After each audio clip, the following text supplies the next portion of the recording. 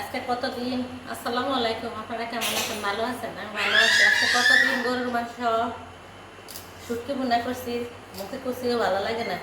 আমার বড় বোন যে মারা গেছে, আমার বড় বোন আমি এই যে আমার আমার আমার সাথে আমার ছোট ছেলেও খাওয়া শিখছে এরকমভাবে। আমার শাশুড়ি, আমার মা, শাশুড়ি মা দেখছি এইভাবে খাইতো, গরম ভাত খাইতো, গরম ভাত মরিচের গুঁড়া দিয়ে। আর আমি এই যে বাতারে মরিচের গুঁড়া দিয়ে মেখে পেঁয়াজ দিয়ে তারপর খাবো। মুখে কিছু ভালো লাগে না, মুখ লাগে সিদ্ধ হয়ে গেছে। আপনারা এইভাবে খান কোনো সময়? আমি এই যে খাইতে আসি, কমেন্টের মধ্যে জানাবেন আপনারা খাননি।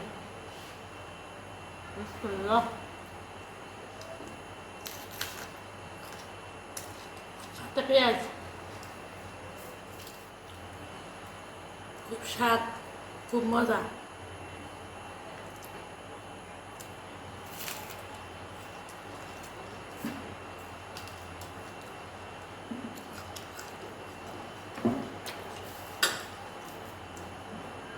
যারা খায় তারা এই খানার মর্মটা বুঝা, যারা খায় না হেরা বলে। যেমন আমার শ্বশুরের ফ্যামিলিতে আমার কোনো ননদ দেবর কেউ এইভাবে খায় না, এগো ফ্যামিলিতে কেউ এইভাবে খায় না। আমার নিয়ে হেরা হাসে।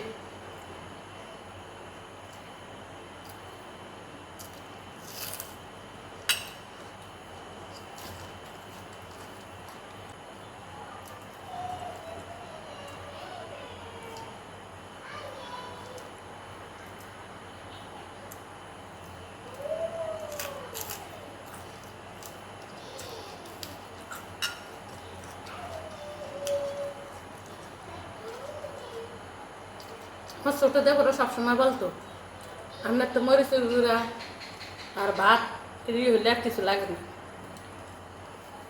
আমার কোনো কারো কাছে কারো বাড়িতে গেলে জ্বালা যন্ত্রণা কিছু না থাকলে আমি মরিচের গুঁড়া খাই দিয়ে ভাত খাই বলে। আমার কোনো সমস্যা না, ঘরে কিছু নাই, আমি একটু মরিচের গুঁড়া দিয়ে ভাত খাই। আমি কারোর কান্না জ্বালা যন্ত্রণা কারোর কোনো কিছু বলি না, আমার খাওয়া নিয়ে কোনো সমস্যা হয় না।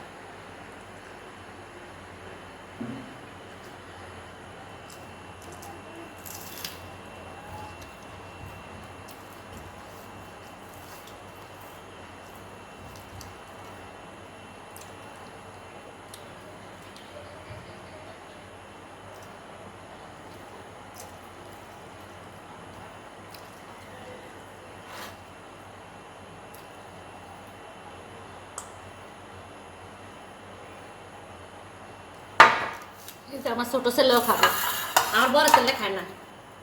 আমার ছোটো ছেলে ছোটোবেলা থেকে আমার সাথে খাইতে বসে থেকে এক লোক মা 2 লোক করে খুব খাইতে খায়, তারপরে অভ্যাস হয়ে গেছে, ও এইভাবে খায়। কিন্তু ঘরে খিচুড়ি আছে, রান্না আছে, সব কিছু আছে, কোনো কিছুই ভালো লাগে না, আমরা এইভাবে খেতে আসি। সবাই ভালো থাকবেন, সুস্থ থাকবেন, আল্লাহ হাফেজ।